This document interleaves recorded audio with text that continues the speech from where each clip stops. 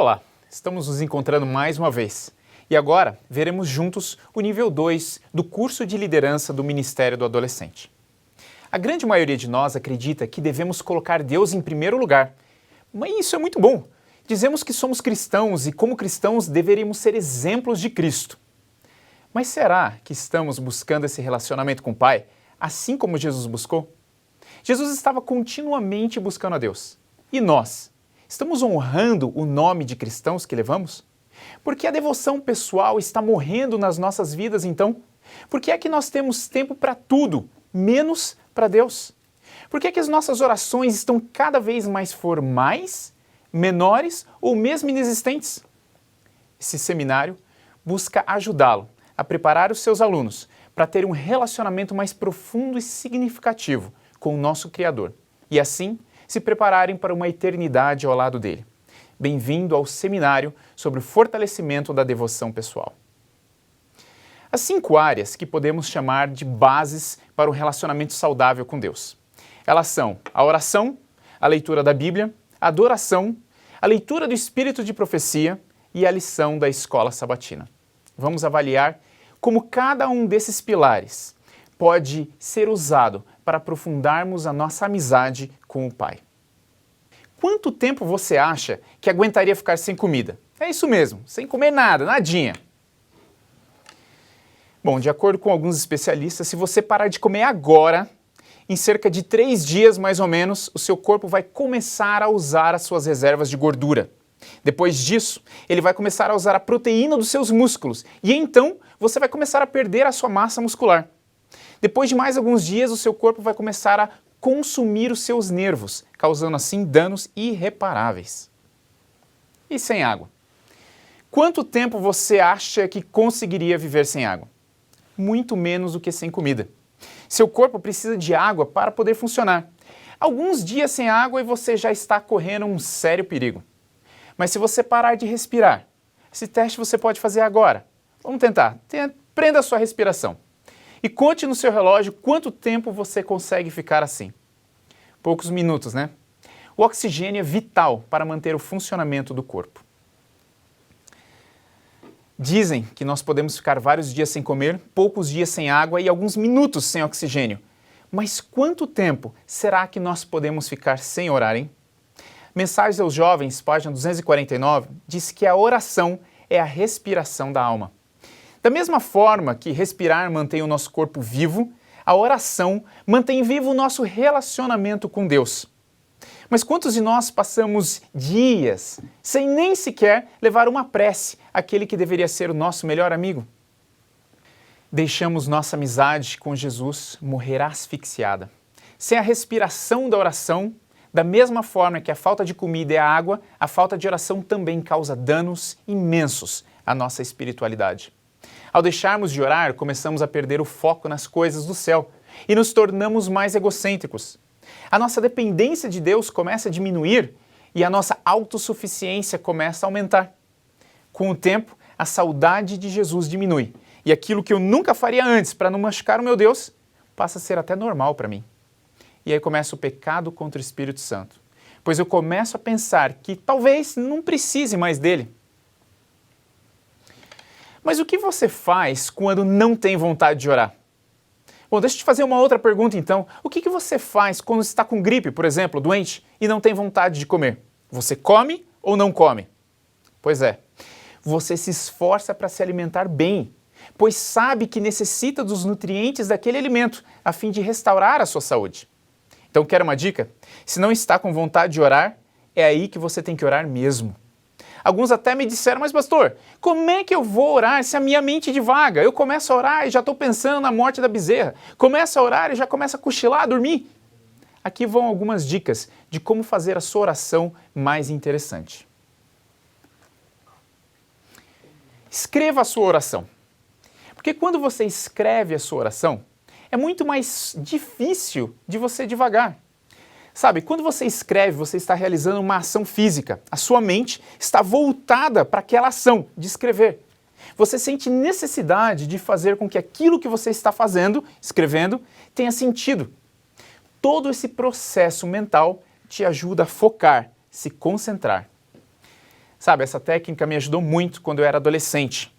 Eu tenho até hoje cadernos e mais cadernos de conversas longas e gostosas que eu tive com meu Deus.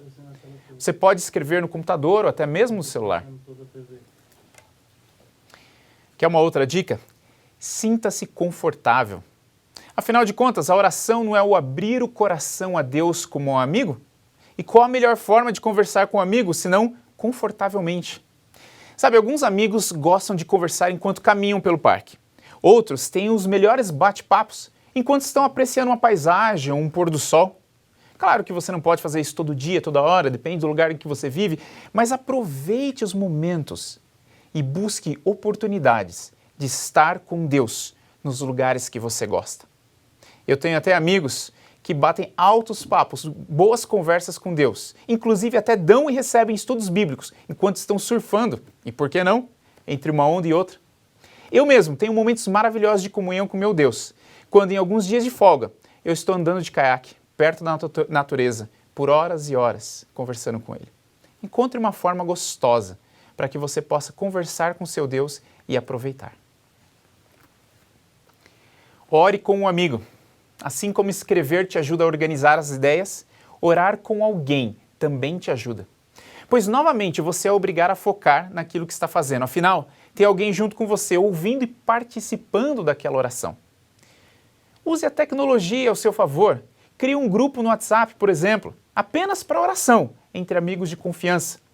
Afinal, onde estiverem 2 ou mais reunidos em meu nome, ali eu estarei também. Mateus 18, 20. Ore a Deus audivelmente. Sabe, desde pequenininho eu ouvia dizerem que quando você ora em voz alta, o diabo escuta. Mas eu percebi que eu não me importo que ele escute algumas das minhas orações, não. Ao orar em voz alta, algumas vezes, eu consigo escutar os meus próprios pensamentos e sinto mais facilidade em me expressar para Deus sem divagar.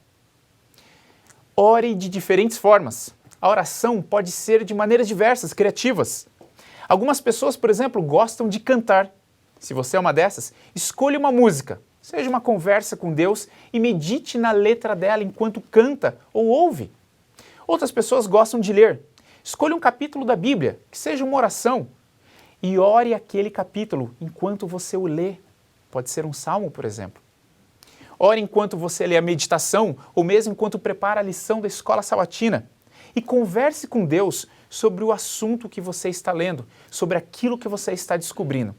Sem perceber, vai ver que chegou muito mais longe do que aquilo que o livro estava simplesmente te mostrando. E por último, tenha uma atitude de oração. 1 Tessalonicenses 5,17 diz, orai sem cessar. Quando a Bíblia fala da contínua oração, ela não quer dizer que você tem que viver ajoelhado, mas que o seu coração deve estar ligado ao coração de Cristo. Eu posso fazer isso de forma muito criativa. Posso compartilhar um pensamento bíblico com algum amigo. Ou quem sabe, ao ver algo belo durante o dia, eu simplesmente elevo meus olhos a Deus e digo, obrigado. Posso fazer um rápido pedido de ajuda quando eu vejo uma ambulância passar e tocando as sirenes. Ou mesmo me lembrar do milagre da criação, quando eu escuto um bebê chorar ou sorrir. Ao estar continuamente conectado com Deus, terei mais sensibilidade para perceber as suas respostas durante o meu dia, em várias formas. E essa é a oração contínua. Agora que você já aprendeu um pouquinho mais sobre como orar, existe um outro alicerce que Deus usa para se comunicar conosco. É a leitura da Bíblia. Eu quero fazer um exercício com você. Eu vou te contar uma história e quero que você visualize essa história em sua mente, tá? Então, esqueça tudo que está ao seu redor e apenas imagine essa história, mergulhe nela. Se quiser, pode até fechar os seus olhos. Vamos lá. A pessoa que você mais ama chega correndo na sua casa e lhe diz, fulano, tem uma notícia muito importante para lhe dar. Você é a pessoa que mais amo e por isso será o primeiro a saber. Eu recebi uma proposta de emprego em um país muito distante. Estou partindo para lá, nessa noite. O lugar para onde eu vou não tem telefone nem internet. Ficarei sem conversar com você por alguns anos, mas assim que puder, escreverei uma carta para você. Imagine, com muita dor no coração, você vai com a pessoa até o aeroporto e a vê partindo. Volta para casa e a saudade já começa a doer lá no seu coração. Dias se passam, semanas, meses. Um dia, ao chegar em casa do trabalho, você abre a caixinha de correspondências e se depara com uma carta de um país distante. Minha pergunta, o que é que você faz? Deixa para abrir essa carta depois da janta, depois de tomar banho, ver um filme? Claro que não. Você abre imediatamente e a lê. Poucas coisas seriam mais importantes no mundo para você do que isso naquele momento. Você lê essa carta e saboreia cada parágrafo, imaginando as aventuras, os lugares visitados, os sabores das comidas. Você lê a parte onde a pessoa conta das dificuldades e, quem sabe, até chora junto com ela através da carta. No final, a pessoa te enche de esperança quando lhe diz que o tempo do retorno será breve. E ela até diz que comprou uma lembrança para você. Essa história fictícia, claro, pode muito bem ter sido verdade em alguns anos atrás para algumas pessoas, mas essa é a história verdadeira de Jesus para conosco. A Bíblia é a sua carta de amor, onde Deus quer compartilhar com seus filhos cada detalhe da história, onde a sua mão estava presente, garantindo o nosso futuro. Através dela, o Salvador nos conta o quanto nos ama, o quanto lutou por nós e o quanto sente saudade de você. Através das suas páginas, podemos sentir o medo e a coragem de pessoas durante a guerra. Podemos perceber o orgulho de reis e a humildade de sábios. Podemos ver a angústia de Jesus enquanto suava sangue, mas também a sua vontade de vencer, para nos dar de presente a vida eterna. Sabe, muitos leem a Bíblia como se fosse uma obrigação, um dever, uma rotina, uma lição de casa. Não vem prazer nas histórias, mas isso é simplesmente porque não estão lendo da forma correta. Aqui vão algumas dicas para você ensinar seus alunos a saborearem, entrarem nas histórias, de forma que eles possam senti-las. Antes da leitura bíblica, peça a Deus para estar com você e te ajudar a usar a sua mente para entender o que Ele deixou ali escrito. Sabe, o mesmo Espírito Santo que inspirou os escritores é aquele que vai te iluminar para entender essa mensagem. Não se preocupe com a quantidade da leitura, e sim com a qualidade. O importante não é terminar logo, mas é você sentir, saborear cada parte daquilo que você está lendo. Saboreie, mesmo que seja apenas um pequeno trecho. Busque imaginar o ambiente, caso seja uma história, por exemplo, os cheiros, os barulhos. Monte o cenário na sua imaginação, na sua mente. Tente perceber o que os personagens estavam sentindo. Se coloque no lugar deles. Imagine o que você faria se estivesse presente naquele momento. Converse com Deus sobre suas opiniões. Busque entender o contexto da época. Se possível, pesquise sobre a história daquela época, daquele local. Busque entender o princípio da mensagem e como ela se aplica ao seu mundo de hoje. Por exemplo, a Bíblia não fala muitas coisas sobre a existência de algumas substâncias dos tempos modernos. Ela não diz que não podemos usar drogas, por exemplo. Mas ao lermos as histórias de Daniel, percebemos que Deus pediu para que ele se afastasse de tudo aquilo que faria mal ao seu corpo. O princípio é o mesmo: cuidar do corpo e da saúde. O terceiro alicerce da sua devoção pessoal é a adoração. Você quer saber a quem você adora? Então responda para si mesmo. O que é que você faz ou a que mais se dedica quando tem tempo livre? A sua resposta será o objeto da sua adoração. Adoração é prestar respeito, veneração, culto, tempo e atenção a alguém ou alguma coisa. Você acha que Deus precisa da nossa adoração? Não. Mas nós precisamos adorá-lo, porque nós nos tornamos cada vez mais semelhantes àquilo que amamos e contemplamos, ou seja, aquilo que adoramos. Adorar a Deus nos leva a um relacionamento mais íntimo e perfeito com Ele. Logo, adoramos para nos achegarmos mais perto de Deus, para nos tornarmos mais semelhantes a Ele. Ele já deixou bem claro em sua palavra o quanto deseja a nossa companhia. Mas como podemos adorar a Deus? Bom, adorar é tudo aquilo que me leva para mais perto dele. Então, louvar a Deus através da música é uma forma de adoração. Podemos cantar mais ou mesmo prestar mais atenção às letras das músicas que cantamos. Compartilhar com os amigos sobre Deus é mais uma forma de focar a minha mente nele e, ao mesmo tempo, ajudar os meus amigos a fazerem o mesmo. Uma outra forma de adorar é usando o seu dom. Pessoas possuem diferentes dons. Encontre uma forma de aplicar o seu dom para assim adorar. Se você canta, escreve música, poesia ou mesmo histórias, use esses dons para louvar o seu Deus. Ir à igreja também é uma forma de adoração. Algumas pessoas acham que podem simplesmente orar e ler em casa e isso já está bom para elas. Acham que não precisam da comunidade, mas o ser humano foi criado para viver em comunidade. Jesus, o próprio Deus encarnado, ia à sinagoga e participava de forma ativa da adoração em comunidade. Busque estar conectado a cada coisa que acontece na sua igreja. Não permita que nada passe por você, como se fosse simplesmente uma formalidade, uma rotina. Tire proveito de cada detalhe. O penúltimo pilar do relacionamento com Deus é a leitura do espírito de profecia. Claro que ele nunca deve substituir a Bíblia, porém, ele ajuda o leitor a ter uma visão mais detalhada, mais profunda da palavra de Deus. Como a sua autora mesmo dizia, uma luz menor que aponta para a luz maior. Algumas dicas para ajudar os seus alunos nessa leitura. Incentive os seus alunos a formarem grupos com amigos, de forma que cada semana um capítulo seja lido individualmente em casa e depois discutido em grupos. Eles podem ser pequenos grupos ou mesmo uma base de geração 148. Sugira livros, capítulos ou partes de um livro que sejam relevantes para a lição daquela semana. Outra dica é sugerir a leitura do espírito de profecia acompanhando o ano bíblico. Assim você estará lendo a palavra de Deus e, ao mesmo tempo, lendo o mesmo assunto nos livros de Ellen White. Use a série Conflito na linguagem jovem. O primeiro livro, Patriarcas e Profetas, já foi até lançado com o nome de Os Escolhidos. Peça para baixarem o aplicativo do Espírito de Profecia no seu celular. Muitos livros possuem até mesmo um arquivo em áudio. Quando encontrarem uma frase interessante, eles podem compartilhar com os amigos.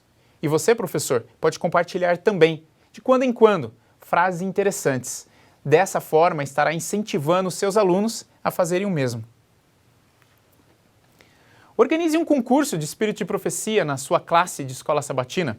Esse concurso, que trará o mesmo tema da lição, claro, pode ser no estilo Bom de Bíblia, por exemplo. Se possível, ofereça pequenos prêmios a cada sábado ou um prêmio maior no final do mês ou talvez trimestre. E faça desse concurso algo bem divertido, não esqueça. O quinto pilar é a lição da escola sabatina. Sabe, a desculpa padrão da maioria dos professores é que os alunos não estudam diariamente. Mas sabe de uma coisa? Eles mesmos, muitas vezes, não têm sido uma referência em devoção pessoal, pois também não têm estudado. Muitos professores dão uma lida rápida na sexta-feira à noite, a fim de ter alguma coisa para falar no sábado pela manhã. Se os professores, a quem foi dada a responsabilidade de transmitir a herança do Senhor, não estudam profundo e diariamente, os alunos irão perceber quão superficial a lição tem sido e não irão se interessar. Estude diariamente a sua lição, de forma profunda e em oração. Poste frases da lição no Facebook da classe ou no grupo de WhatsApp. Isso irá incentivar ou mesmo lembrar os alunos a estudarem naquele dia. Ainda no grupo ou na página, faça perguntas interessantes ou comece uma discussão, por exemplo, para que, no fim, eles queiram participar ativamente do grupo, da página, e para isso eles tenham que estudar.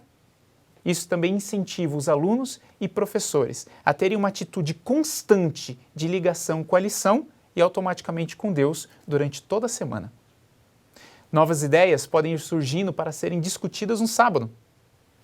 Organize um campeonato de perguntas sobre a lição, por exemplo, também. Na sua classe de escola sabatina, esse campeonato pode seguir as mesmas regras do outro campeonato do Espírito de Profecia. Incentive os alunos a baixarem um aplicativo da lição no celular. Dessa forma, não há desculpas de que a lição não foi comprada ou atrasou para chegar. Mesmo assim, mostre que eles devem ter a versão física da lição, para que no sábado pela manhã o celular não seja usado. Muitos dos adolescentes não têm maturidade para separar uma coisa da outra no mesmo aparelho. Amigo professor, nós só conseguiremos desenvolver um relacionamento com Jesus se usarmos tempo desenvolvendo esse relacionamento. Você já percebeu que a Bíblia compara a volta de Jesus a um casamento? Isso é exatamente por estar dando ênfase no relacionamento. Você não se casa com quem não conhece. Da mesma forma, não entramos em um céu cujo Criador é um estranho para mim. A maioria dos nossos adolescentes tem cultivado a ideia de que o céu é um prêmio para aqueles que se esforçaram o suficiente aqui na Terra.